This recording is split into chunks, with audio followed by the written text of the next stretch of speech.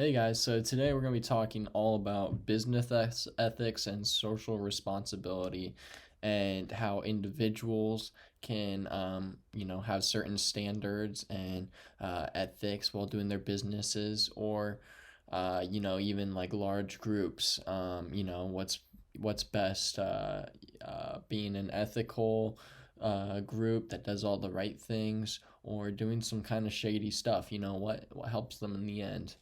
So, to start off with, we're going to be talking about ethics and social responsibility. This part, lesson two, chapter two, lesson one. And so, to define ethics, that's just basically like the principles or the standards that a company or an individual has when doing business. So, how honest they are with them, with the consumer, or legally how honest they are, if they're telling the truth, if they're doing shady stuff with money or anything like that. So, social responsibility then is the business's obligation that they have to the economy and to society and to the consumer, to be fair and to be honest and open about what their product or service entices, and to not hide anything. So, um, yeah, business ethics versus personal ethics to start off with. Personal ethics is, just like one person. That's just, how the worker does everything. If they're doing a good job, if they're being honest, not doing anything bad. And business refers to like the whole group and the organization.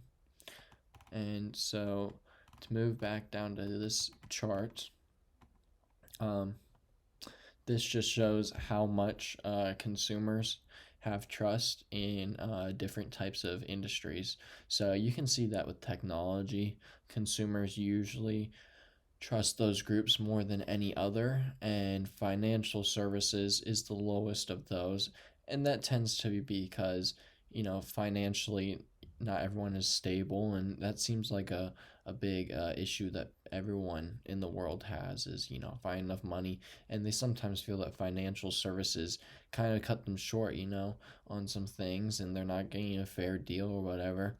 Technology is probably the most, just because we're in an age where so much new technology is coming out, and it's all just so entertaining and intriguing. And so, people have a lot of trust in those types of groups, and they do deliver. They do deliver, so they do a good job. Food and beverage, and automotive are a little bit in the between, so they're not doing too bad. They're doing pretty well. But you can see, though, with businesses that it pays off more to be open and be honest with consumers because, for example, technology, I mean, so many people are buying different types of tech. Apple is a good example of a business that, ethically is correct, and they do all the right legal stuff. They're a good business, and so people buy their products because not that's the only reason, but partly because they're such a good business. And to even go off with other businesses, 3M is really good. People, they prioritize themselves being very ethical and being open and honest, and not cutting short on certain things with consumers or stakeholders, or shareholders. Sorry, not stakeholders. Shareholders. But there's other companies. They cut corners. What was it? It was Volkswagen. Volkswagen, did some pretty shady things with, probably like lying to consumers and stuff, just not being ethical. And they ended up paying, I think it was $500 million, to in lawsuits and other things like that. And yeah, it costs them way too much when they get caught for all this bad stuff than it is to just be right. And even if it takes a little bit more money to do the right thing, then I mean it's just more worth it. People align themselves with businesses that they trust more than ones that seem shady and they think they're going to get scammed or anything like that.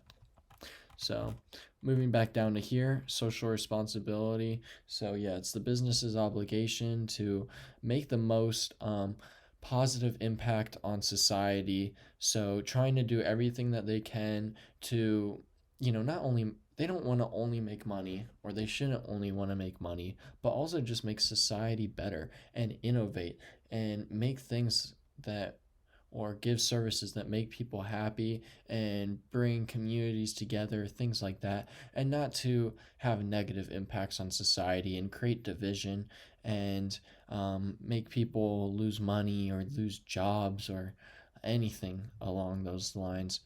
Um, and so, social responsibility and ethics do differ in some ways, in that social responsibility is how well the entire organization, affects society in a positive or negative way.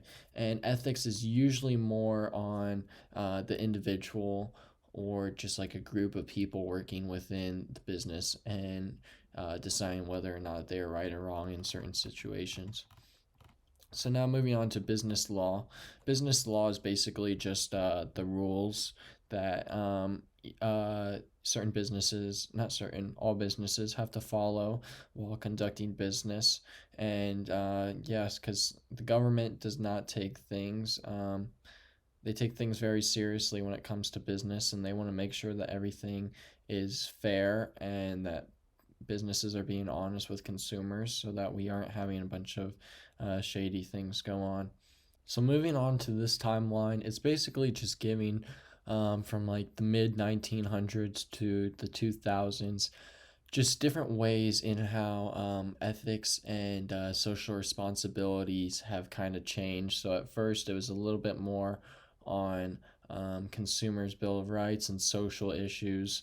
So maybe even stuff with like like segregation even during the 1960s, then slowly leading up into business business ethics and misconduct, financial misconduct, and then finally going into the 2000s when we start to get some like online internet type stuff like cybersecurity and intellectual property and identity theft. Now, moving on to the role of ethics in business. So, many businesses are usually rewarded for good ethics or ethical conduct. And it's either, they're recognized from certain online organizations that talk about the good doing that they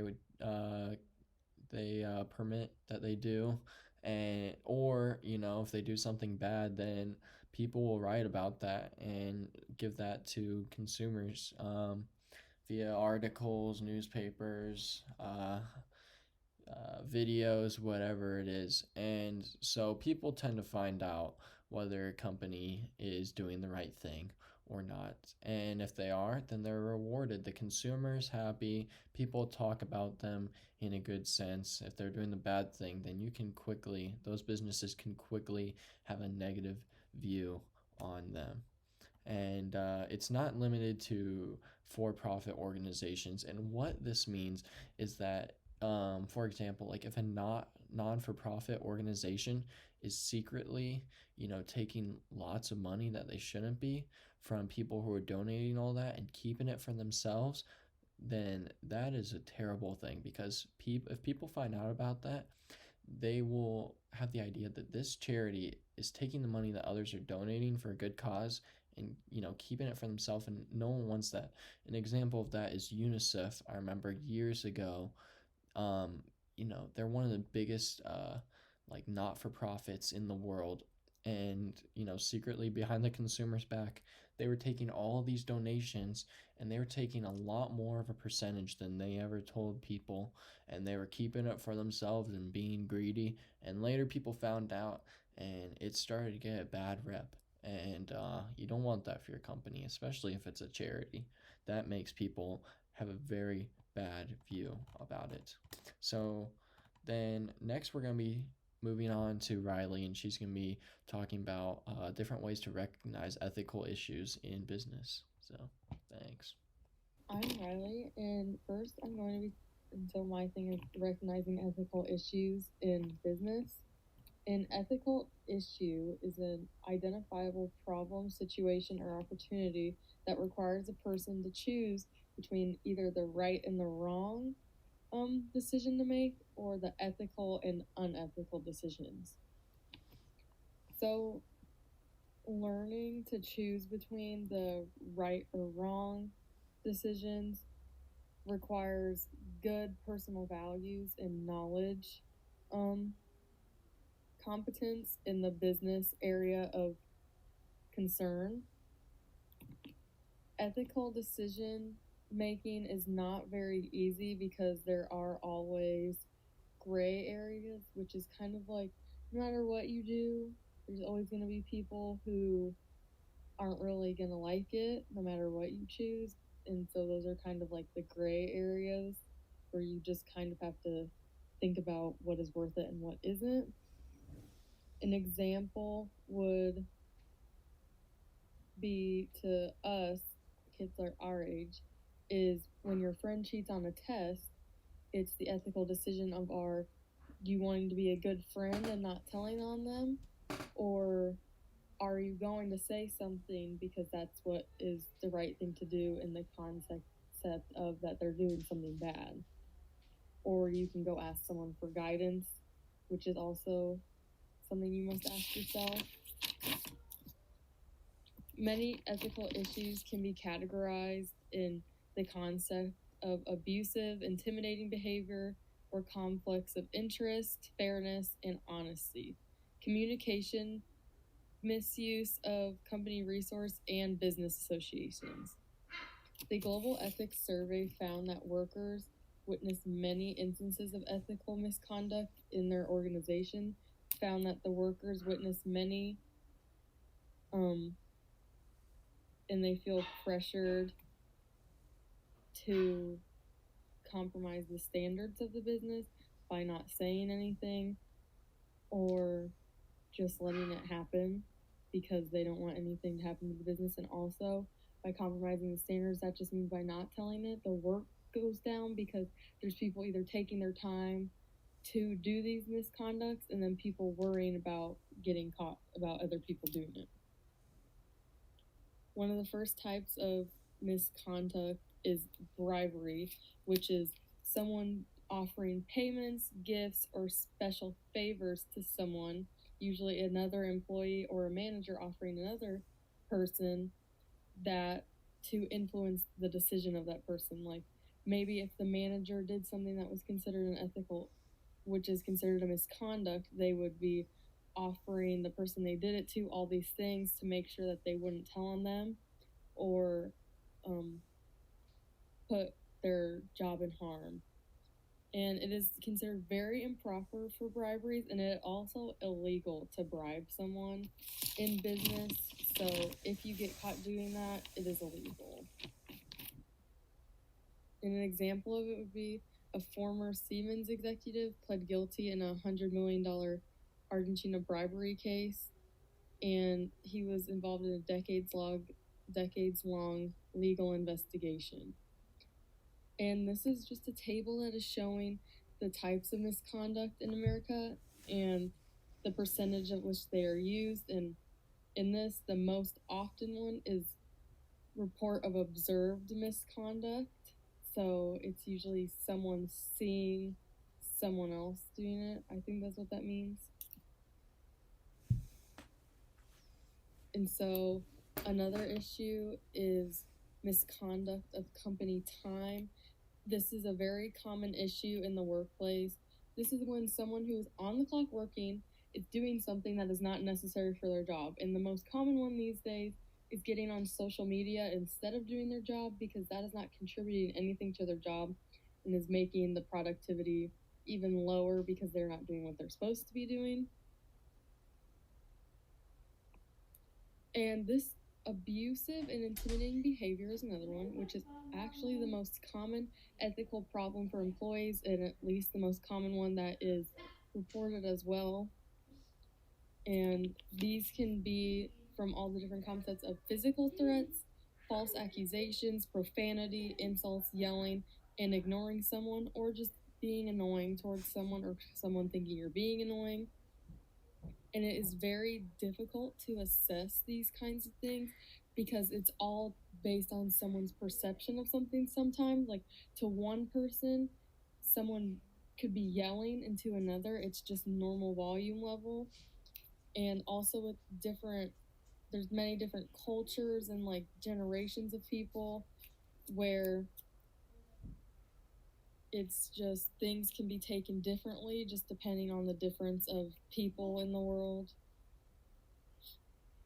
So, and also the intent of what is being said or done should be most considered, because if it was done with the intent to truly hurt someone, then it was very abusive. But if someone said something on accident, or they yelled at someone and didn't realize they were yelling, or they didn't know what they were saying was offensive, because in cultures and like different generations of people, different words might be taken differently or used differently, or like volume levels can be, to someone it could be considered very rude and annoying, but to someone it is just very normal.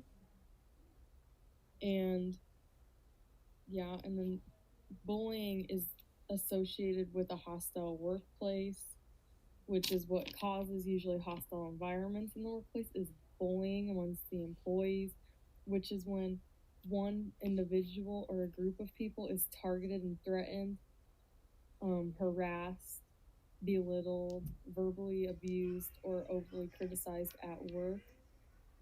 And this table shows all the different actions associated with bullying. So, spreading rumors to damage others, blocking others' communication in the workplace, flaunting status or authority to take advantage of others, discrediting others' ideas and opinions, using emails to demean others, failing to communicate or return communication, insults, yelling, and shouting, using terminology to discriminate by gender, race, or age, using eye or body language to hurt others or their reputation, taking credit for others' work or ideas. So another really big ethical issue is misuse of company resources, which this is the leading issue in observed conducts in organizations. This might include spending excess time on personal emails on a computer at work that is not meant for personal use, submitting personal expenses on company reports is also a big one, and using the company copier for personal use. At the Howard University, 6 employees were actually fired for stealing nearly $1 million in intuition grants and tuition from the financial aid department by just redirecting it into their own names. And the most common way employees abuse resources is by using company computers for their own personal use, which is probably the easiest one to do, which is just, instead of using your computer for what you're meant to be doing, like work emails, you put in your own personal email and decide to do that all day instead.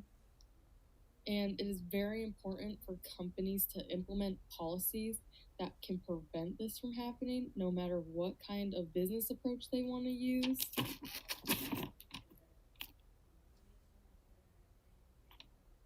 And the final one is conflict of interest, which is when a person must choose between the interest of themselves or of others. So basically, it would be, if they had a decision to make, would it be they're doing it to make money themselves, or they're trying to benefit the company in general and all the people working there?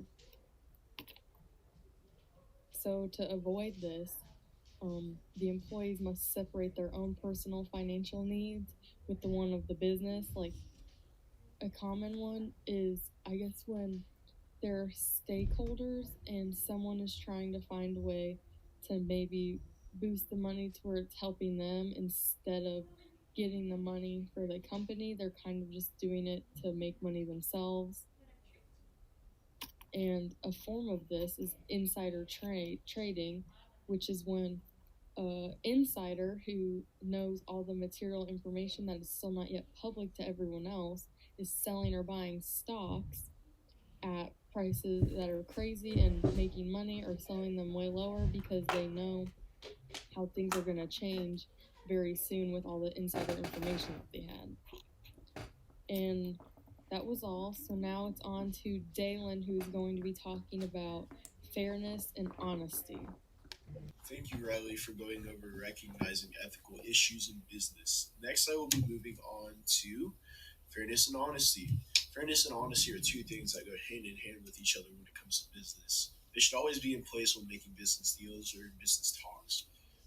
Fairness and honesty, this could break down into communications and business relationships. Some examples for communications could be with false and misleading advertising. This could be with saying, hey, if you buy this product and drink this product, it could be a drink, you could get superpowers. Well, obviously, that's not true and that is not honest of the business person or the business or company making that product. And then deceptive personal selling tactics could be like, hey, if you take this, people using this workout routine or using this product to become more slim, 100% of our consumers have lost weight. They could be, they could deceive you by saying 100% of their consumers have lost weight, but that's been because they've only had two consumers of the product. So technically, they're not lying, but they're definitely deceiving you. Then, lastly, for communications, this could be product labeling. So this could be with a product being labeled or packaged to look like it is more healthy. You know how with more organic foods, it's labeled in green, and they're more of green packaging. They look more natural and everything. They'll say no preservatives.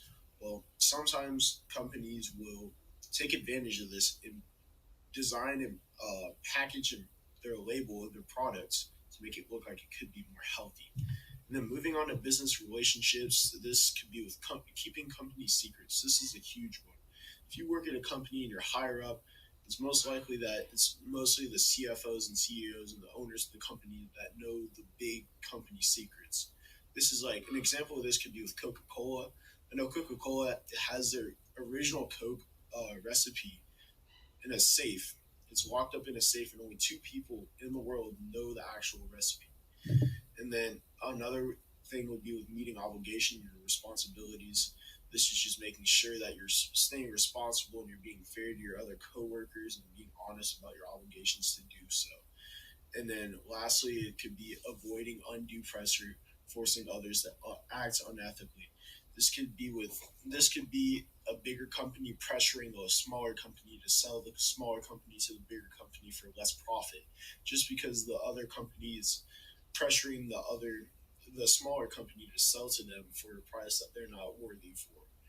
Then lastly, it could be with plagiarism. This could be with stealing, I don't know, slogans or quotes or jingles, stuff like that that could just wouldn't be honest to another business.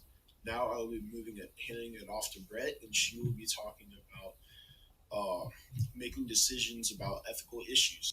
I'm going to be going over the making decisions about ethical issues and the roles of ethics in business. So, thank you, Dalen, for going over the fairness and honesty part of the roles of ethics in business. So, when you're looking about the making decisions about ethical issues, you want to look at the different questions to consider. So, the first one is, are there potential legal restrictions or violations that could result from the action?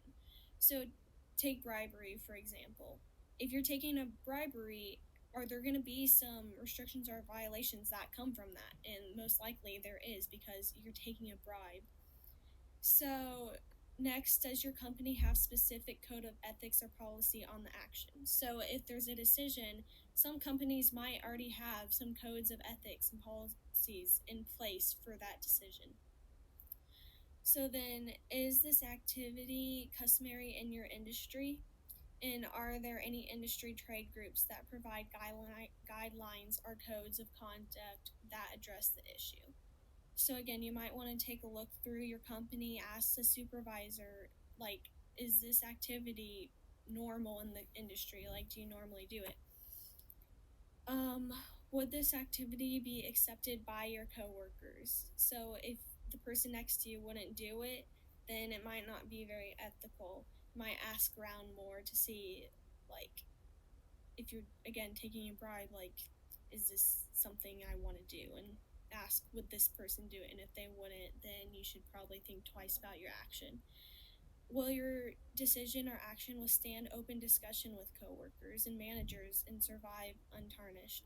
So if you took that bribe, like, people aren't gonna look at you maybe the same way. So could you stand a conversation talking about how you took this bribe with your coworkers without making you feel guilty or making you feel bad and it's unethical? And then how does this activity fit with your own beliefs and values? So, like, taking a bribe for me, I wouldn't want to take a bribe because I know people wouldn't look at me the same. So it doesn't fall in with my own beliefs and values. So that wraps up lessons 1 and 2 from chapter 2. Now, the Falls River Theater are going to go over the last few lessons from chapter 2.